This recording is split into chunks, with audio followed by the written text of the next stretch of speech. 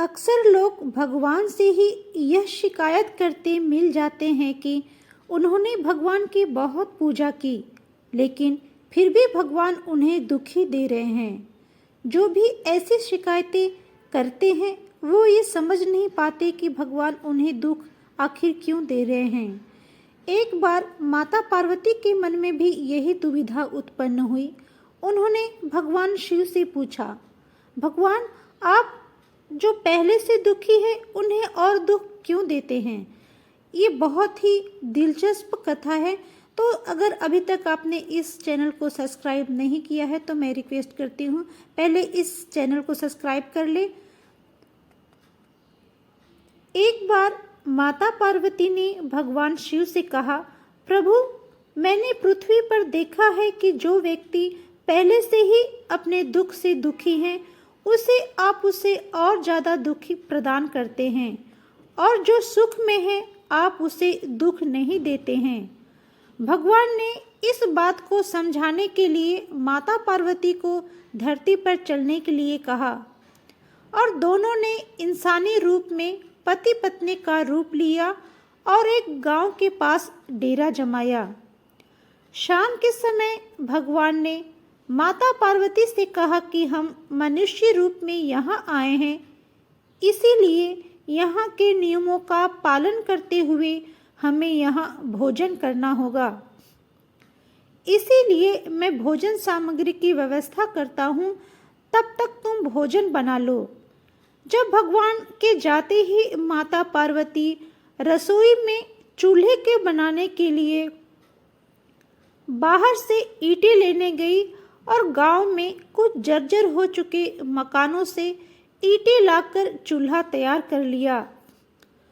चूल्हा तैयार होते ही भगवान वहां पर बिना कुछ लाए ही प्रकट हो गए।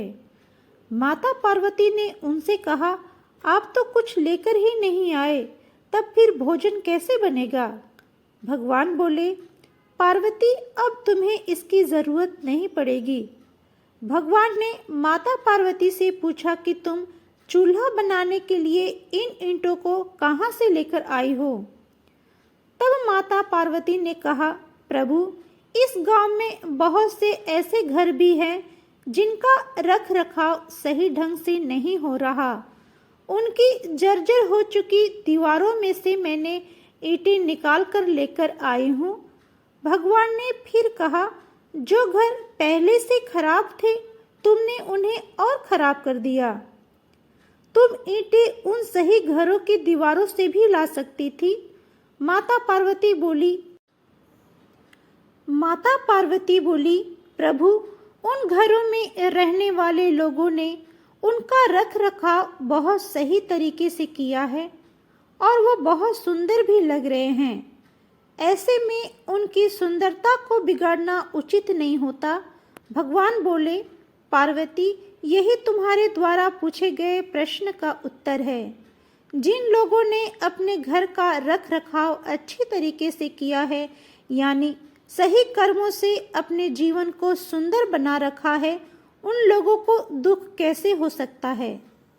भगवान भी उसकी ही मदद करने को सहर्ष तैयार रहते हैं जो स्वयं अपनी मदद करने को इच्छुक होता है।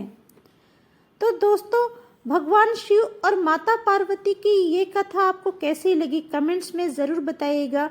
यदि अभी तक आपने पौराणिक संसार को सब्सक्राइब नहीं किया है तो मैं रिक्वेस्ट करती हूँ प्लीज़ पौराणिक संसार को सब्सक्राइब करें। तो मिलते हैं नए वीडियो में, तब तक के लिए हर हर महादेव।